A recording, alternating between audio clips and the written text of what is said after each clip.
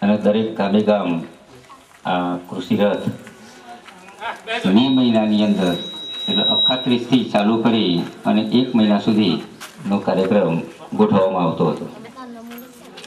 છેલ્લા 2 વર્ષથી એટલે કે ગઈ સાલથી તાલુકા પંચાયતની સીટ વાઇઝ આ કૃષિ મહોત્સવનું આયોજન કરવામાં આવેલું. ગઈ વખતે આપણે આ બોટીવાડાની પેલી શાળાની અંદર આપણે ત્યાં કાર્યક્રમ ગોઠવવામાં આવેલો. ચાલુ સાલે તમારા ગામની અંદર આયોજન કરવામાં આવેલું છે.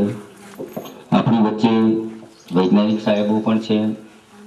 આપણને ખેતી, પશુપાલન, બાગાયત અળસિયું જમીનની અંદર જોવા નથી મળતું. તમે વિચાર કરો કે ભાઈ અળસિયા ક્યાં જતા રહ્યા જમીનમાંથી?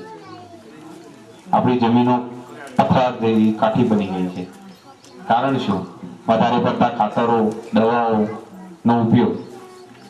આપણી જરૂરિયાત ખબર નથી. પહેલા 500 રૂપિયે ડીએપીની થેલી મળી. આજ લગી કોઈ ખેડૂતે લાભ લીધેલો છે? એવો લાભ લીધેલો છે? પંપ લાવ્યા છો? કોઈ દવા છોટવાનો જરૂરિયાત છે? પંપોની જરૂરિયાત છે?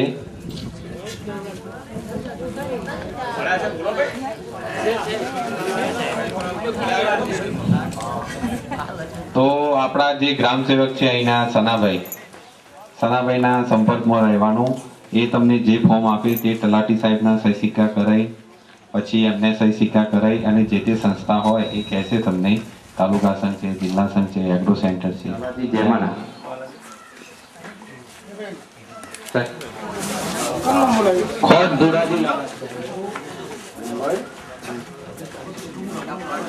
જાલીબેન મોનાજી